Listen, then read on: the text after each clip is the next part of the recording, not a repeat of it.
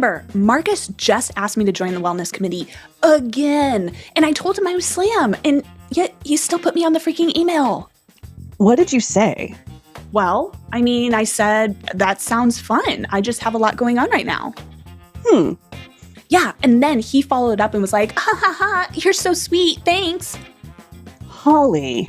And then I reacted to the email with, the prayer hands emoji. Prayer hands emoji? Okay, here's the thing. Marcus isn't a mind reader. He's just a guy with a clipboard and too much optimism. Well, then what the heck was I supposed to say? No, thank you. I won't be able to join the committee. Ew, that sounds so aggressive. Holly, you've been on the wellness committee for the last 3 quarters because you keep responding in emoji.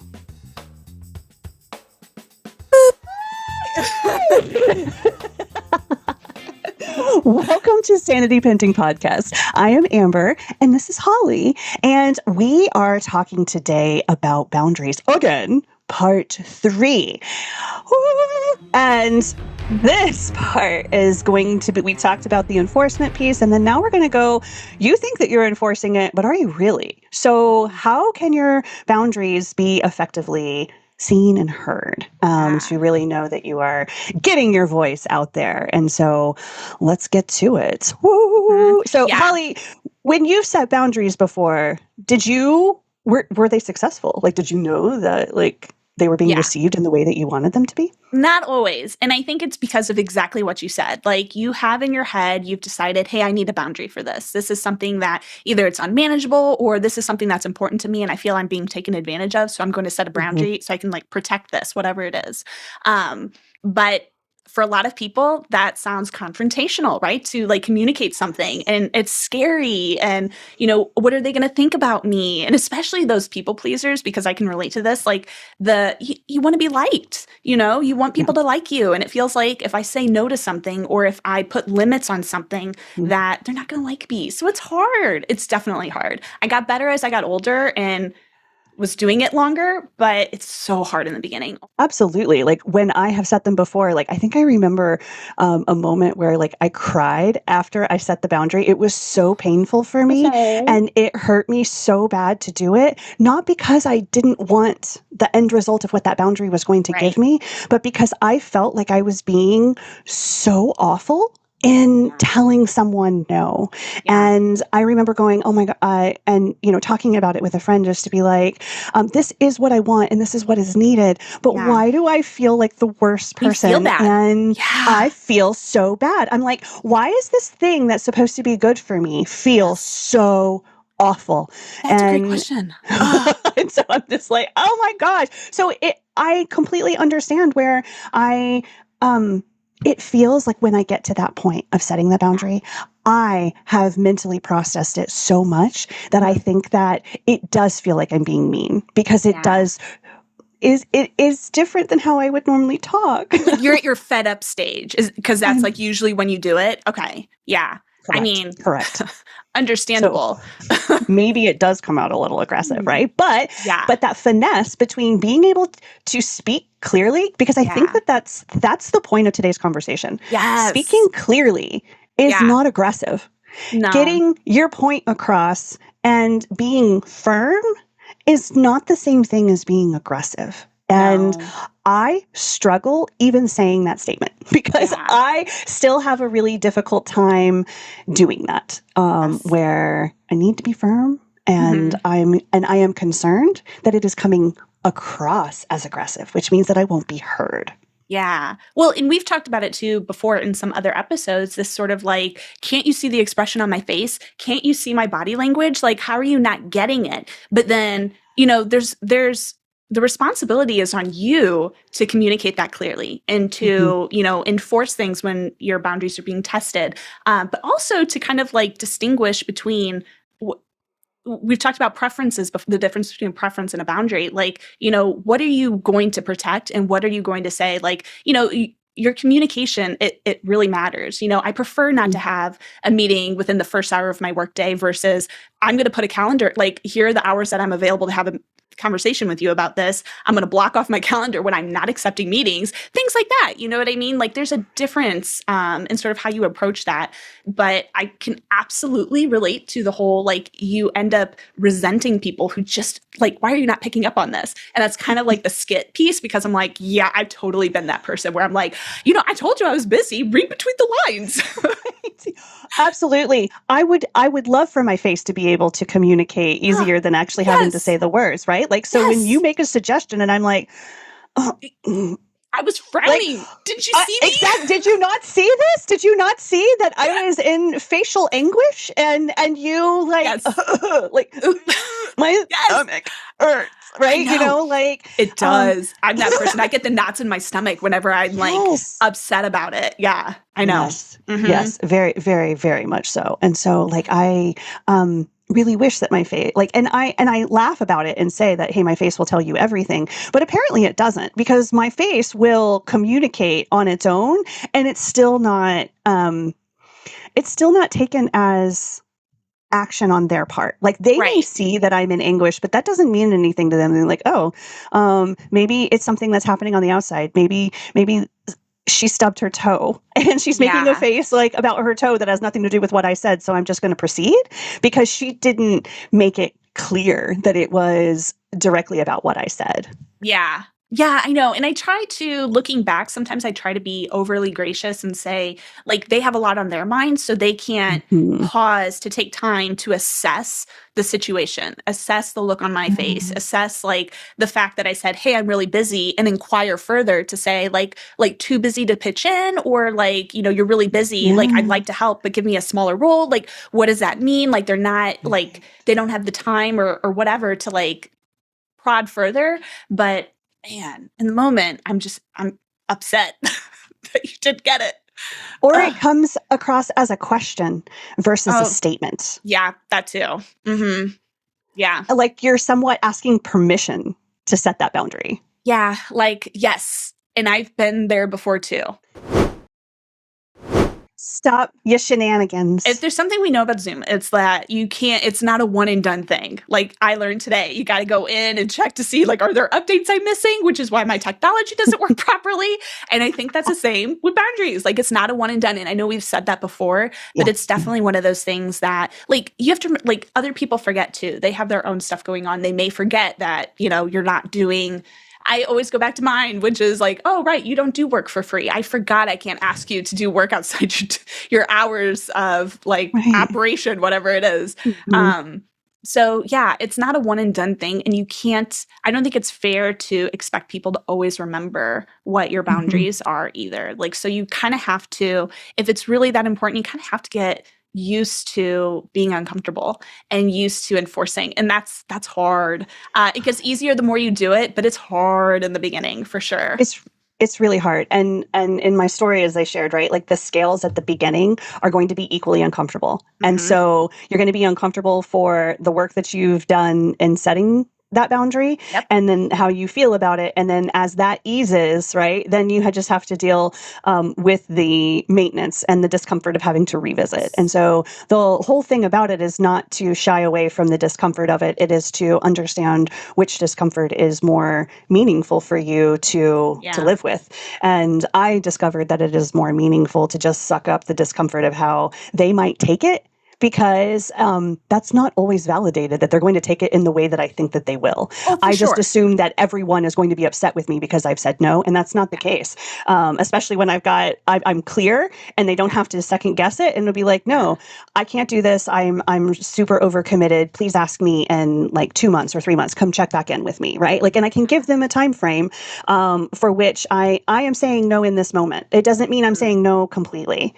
Please still Right. consider me. It is a no right now, or it is Hmm. a no for good. And you can be clear and set a time around that boundary as well. Yeah, I like that. I like that. That kind of goes to that it's not a one and done thing. And it's also worth like revisiting your boundaries because your circumstances change. Yeah. And you might be in a different role, or the teams may have changed. Like there could have been a reorganization, your team's changed, your work has changed, all sorts of things. So yeah, it's important not to be like overly rigid. But yeah, Mm-hmm. I think the hardest part for me was just like getting over the fact that like I had to constantly remind people and enforce over and over and over and over again for various reasons. People forget or whatever, but also like people want to test. And, you know, you lower your defenses. And one case, because you're like, hey, I'm going to make an exception here. Well, guess what? Now everybody wants an exception, and they're all going to come with whatever excuses they have to try to get through your defenses. So been there, done that, unfortunately. Right. God. I I somewhat liken, and it's maybe a stretch here, but I somewhat liken the stages of boundary relationships, that like personal boundary relationships, to the grief cycle. Mm, And like they have their own stages, right? yeah. But they both kind of start with an event that has caused you pain. Yeah, And usually. right. And so, or something that you're uncomfortable. You may not necessarily be in pain, but you're like, Hmm. you are in an uncomfortable situation. You are Hmm. needing to protect yourself, right? And so Hmm. Yeah. maybe your boundary first, the first step of a boundary is that it's a preference. And you start Yeah. speaking of it as you had talked about, like a preference, right? Like the Yes. lowest level, to try and understand it's something that you would like, right? It's Hmm. something you've discovered that you would like. And this situation has taught you, oh yeah, I really like Mm. this thing, right? Like I really want Yes. this. And that's a preference, Yes. right? And then all of a sudden, then you maybe start making faces, right? And that preference changes to a wish. And the wish is Yeah. that you would hope that the people around you pick up what your boundary is Yeah. without you having to say it, or what Yeah. this preference is, right? And so then you're Hmm. hoping that your a change in behavior or a change in expression, a maybe you start using different words that are I really wish this would happen. And then Hmm. you're kind of setting that out there for someone Hint, else to pick hint. it up. Hint, hint, yeah, for someone else to Yes. pick it up. So then you're Hmm. kind of like serving your boundary on a dish. You're serving Yeah. your preference or your desire on a dish, and you're hoping Yeah. someone else makes that boundary for you and Yeah. understands that about Please you. validate this. Please validate this, right? So then now you've gone from a preference to a wish, and then that Yeah. wish, then when that doesn't work, because it very rarely works, that someone else will Oh, do the boundary work for you, yeah. Are right? you kidding? Then Yeah. then it becomes a need. Yeah. And then that need becomes more urgent for you. And then you start Yeah. wanting to have this desire to start saying it out loud. And it comes out clumsy and it comes out weird and it doesn't work, right? Hmm. Because you're just like, I need you to do these things and I need this to happen and I need this, right? And it comes out Hmm. more as demands rather than clear, firm, this doesn't meet what I am looking for at this moment, at this time, right? Yeah. And come with the time. And then the boundary is kind of more of the finesse. And it may not always be pretty, right? But a boundary is clear, Hmm. it's firm, and it actually communicates it clearly what it Hmm. is that you're seeking to have done. So Yeah. it's a four-step kind of evolution before you kind of learn to get to the boundary piece. And every single one of those steps you're going to be uncomfortable in. But Yeah. I don't know, maybe just kind of making it up. But everything seems to come Yeah. in stages or process steps to where Yeah. you are like, this is where I'm at on this journey. And so Hmm. if you might be, at the wish stage of your boundary journey and you still got need and boundary to go, and you Yeah. can get through them as, quickly as you might want, but it's kind of like your way of teasing that out. Does Yeah. that No, I really like that. process kind of make sense? I like the journey like imagery because I do think that's kind of how it goes. Like you don't always know that you need a boundary. I think it sort of evolves to a point where you're like, Mm, okay, enough's enough. Like I've tried these other things, they weren't successful. I'm still feeling whatever icky way that I'm feeling, and I want to feel better about it. So now I need to do the work and lay the groundwork, communicate, and for me mhm, anyway, I don't know about you, Amber, but like have some consequences if people like abuse that, in whatever way.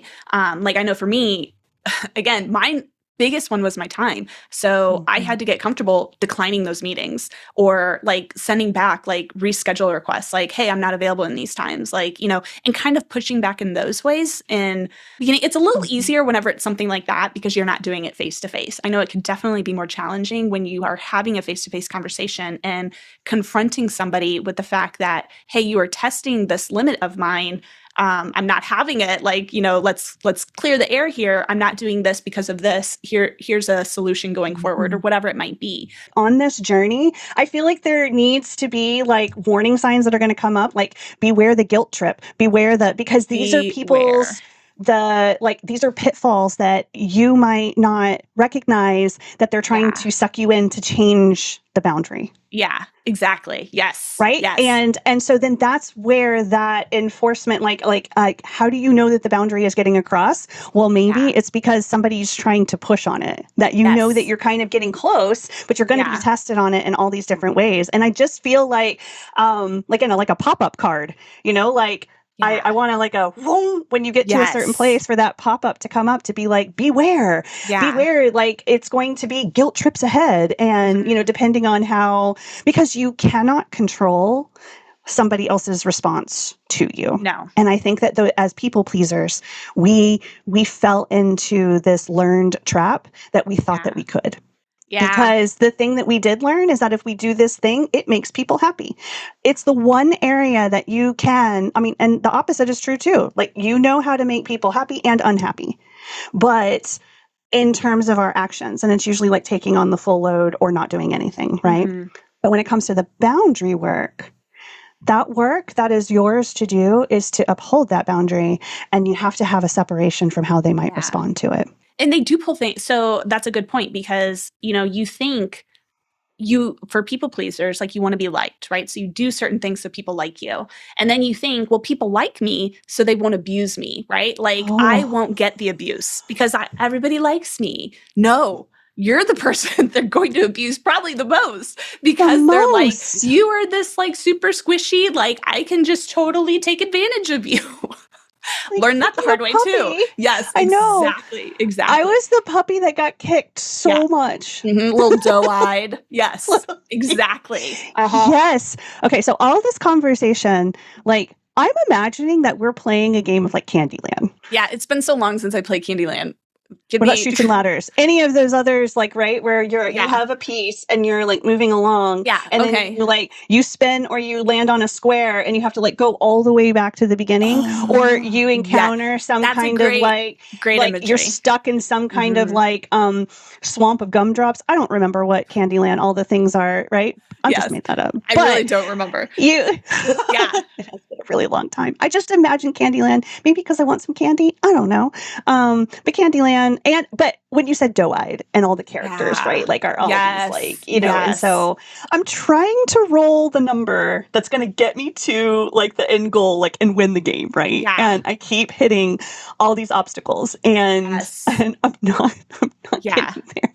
And I like the imagery of rolling a dice because you don't know what you're gonna get. Like you give a response back when somebody does something and you're not sure, Mhm. like you don't know what's gonna happen as a result. So it does it's not something I think a lot of people who are like they want to prepare for every contingency. And that's hard too. This is uncomfortable Oh. stuff to have to do that, right? Like you go in blind. This is not for the weak-hearted, right? To be No. able to protect yourself. Like this is the armor building. Yeah. And it does not mean that you have to stop being the person that people like. You can still be very liked Yeah. and You still a can. very nice person and be Yes, clear you in your can. boundaries. Because saying no is not mean, and No. it is not a problem to say no. Are you ready for a story? I was gonna say, is this story time? Story time. I think it's time for a story. Okay, so I have a listener submitted. Woohoo! We love these. Keep them coming. Yes. Okay, so my manager asked if I'd be willing to lead onboarding for a new hire. I was already drowning and like genuinely at capacity. And instead of saying that, I said, oh, wow, let me check my bandwidth, which looking back, who says that? I was stalling and I didn't even realize it. I checked my bandwidth. My bandwidth said, absolutely not. So I went back and said, it's a lot right now, but I can try to make it work. She said, great, and put it on my calendar. 2 weeks later, I am complaining to my coworker about how I didn't even want this project. And she looks at me and goes, then why did you say yes? And I said, I didn't say yes. I said I would try. And she just stared at me. Here's the part I really had to sit with. In my head, I had communicated so clearly. I flagged my bandwidth. I said it was a lot. I basically built a whole case for no, and then handed them a yes on the way out the door. I was so focused on not seeming difficult that I made myself impossible to read. And then I had the nerve to be resentful about it. I'm not saying my manager should have pushed harder. I'm saying I never actually said the thing. I hinted at it, softened it, cushioned it into something that sounded like a maybe, It's and just then like a wondered why maybe. nobody treated it like a no. Mm, Anyway, I took the project. I survived, but I think about that conversation a lot. mm. That's really good. This is like our kind of person, Amber. Right? The whole like, The I said maybe, like, why did you like interpret that as no? Excuse me, read between the lines. right? But that softened response, like I really Yeah. like the way that they said that they softened it. Yeah. And they softened it for whom? That Yeah. their delivery or Hmm. receipt, right? And so Yeah. like that's the word that really kind of stood out to me in their Yeah. story was this like kind of softened approach and the again shock and awe that Yeah. no one understood like in their telling of this story they're like but Mhm. I did the thing like I gave my I prayer hands. I gave my prayer hands. And isn't that like, Yeah. please don't put me on the Hello. project, right? Yes. Like, is it prayer hands for please don't or I prayer know. hands for thank goodness you put me on the project, right? I Like, know. Like, why that emoji? Ugh. count me in, like 100, like emojis So are not an relatable. effective communication for boundaries. They are so useful in so many other Uh-huh. contexts of being able to communicate your needs or how you're feeling, right? But Yes. a feeling isn't a Yes. boundary. So Yeah. to feel that you're overworked, to Yeah. feel overburdened, to feel burned out, and Hmm. to communicate that is not the same Oh, as definitely saying, not. I cannot take on more work. Hmm. Yeah. It's not the same. And having somebody, it's again putting the work of setting the boundary on someone else to pick it up. Yeah. You are responsible for your own boundaries. And I think that that's Yeah. kind of what I gained from her lesson here. She kind of had a little lesson at the end where she thinks about this conversation a lot as to like I wonder like think about it in a way that like what would you have done differently, right? Yeah. Or dwell on it, like relive it over and over and over and again in your head, like, because that's me. Gosh, I feel so attacked. I feel attacked in Yeah. this episode. Yeah.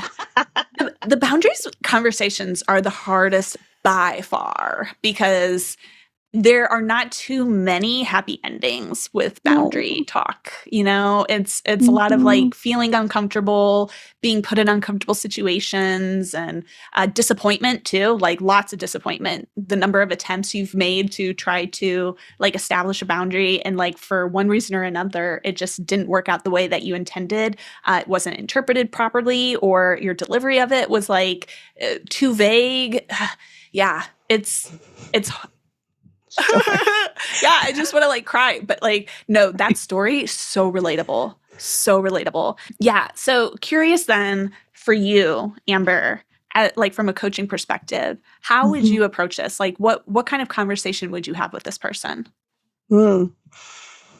So it's less about like so if this individual if they brought this particular story, right? Then the question is who are you frustrated with right now for crossing a line you drew in invisible ink? An invisible ink. Dang. Brutal. Talk about Well, attack. I love that. a little Invisible ink. harsh, maybe.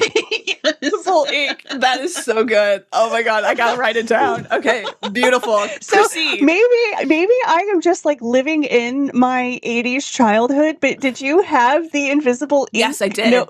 Yes, right? I And did. so like Yeah, I've mentioned Candyland and now invisible ink. yeah. Everything just feels like a game. Like I'm just Uh-huh. pulling out all of my toys Yeah. from the Show 80s and and the tell. ways show Yeah. and tell and Or just kind of like prompts playing for them. yeah, for the stuff. Yes. Right? Yes. And so Proceed. the invisible ink, like, and you could take that marker and write certain things, and then you could like hide and find Uh-huh. secret messages and stuff, right? Yes. Like, I and so, loved that. so I know, right? And this feels like that kind of work. This Yeah. feels like I am hiding the message that I'm really trying to tell you.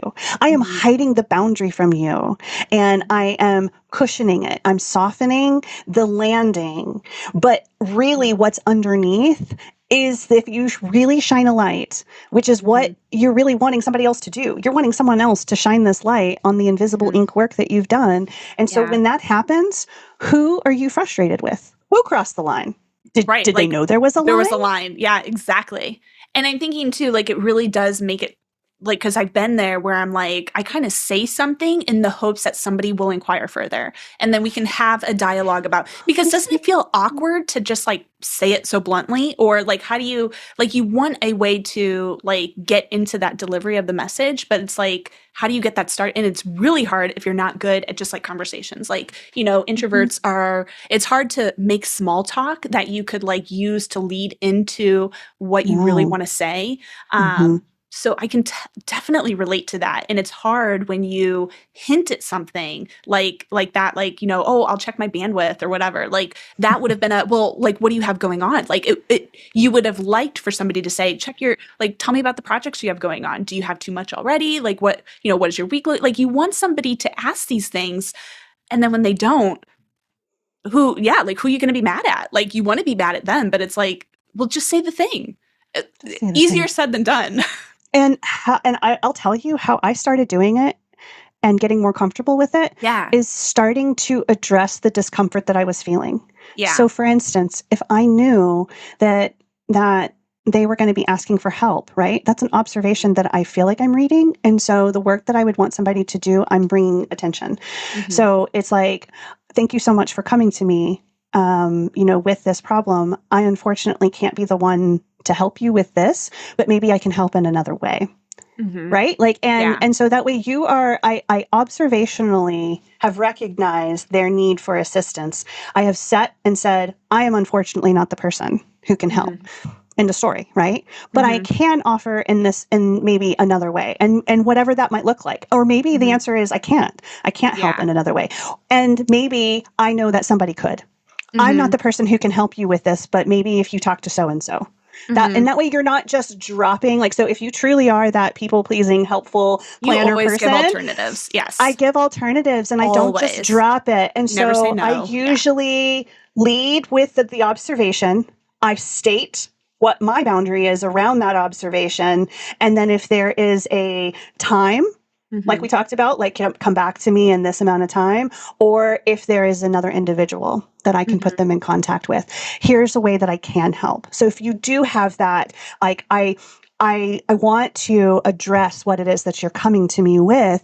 I'm not going to be able to take it on in the way that you had hoped, but Yeah. here's where I do have a way to Mhm. help. And then they get the choice to accept it or not. And it'll be like, oh, if Yeah. you can't help, then I've already got someone else in mind, or Yeah. you know, I'll go and I'll do these things, right? Like, and then you just kind of like follow it from there. So if you're having a really hard time struggling with just the saying the boundary piece, and it just Yeah. kind of comes out in this jumble of like, no, no, no, I can't do it, and then you just like Yeah. quickly, and it makes you Yeah. feel awkward, or you start Yes. acting awkward, then Mhm. my grounding suggestion would be is to then state what you're observing. Yeah. I see that you're asking for help, and Yeah. I see that you would like me, because maybe it's a group and not just like a one-on-one. Mhm. So state what you're observing. I see, like, is this something that has to happen now? So maybe start asking more questions around it, Mhm. and start either being inquisitive around the need and the ask, Mhm. or stating the observation. So that way it kind of like eases you in to your Mhm. boundary, That's a rather good than just suggestion. saying, hey, Yeah. can you help me with this? And then you just go, no. Yeah, doing the thing that you wish other people would do, being the observer, being inquisitive, and asking those kind of prodding things that you wish they would ask of you Yes. to help get the conversation going. I really like that. And I'm with you, was never just a no and nothing else. It was always a no. Here are some alternatives, right? Like, because I'm a solutions person. Like, you always want to give, like, you know, something else for people to consider. That always helped to soften things too. Being in a remote environment, though, I can always, like, I definitely was that, like, you know, no, but here's some other stuff or whatever. And then I do the thing where you close your eyes and you press enter. like like Yep. it doesn't make it not hard. Right. But I really like that sort of playbook is really nice, Amber. I think that's a great mechanism to use. The observation thing, the thing you want other people to do, you start doing it to get the conversation going so it's not so awkward, like you said. That's great. Be the change, model the behavior that you would want people, right? So be the change that you want to see in the world. And Mm-hmm. so start by modeling, teaching people the way that works. And then if they like it, right? If they like the way that was handled, then they'd be like, oh, that was a really good example, right? Of getting I'll that try the same across. technique, Like they just told me no, but how did that no feel so good? Like, It was why so do I feel like polite. that was so polite? So that's where you still, it does not have to be. And No. that's only if you're really needing to feel better about setting that boundary.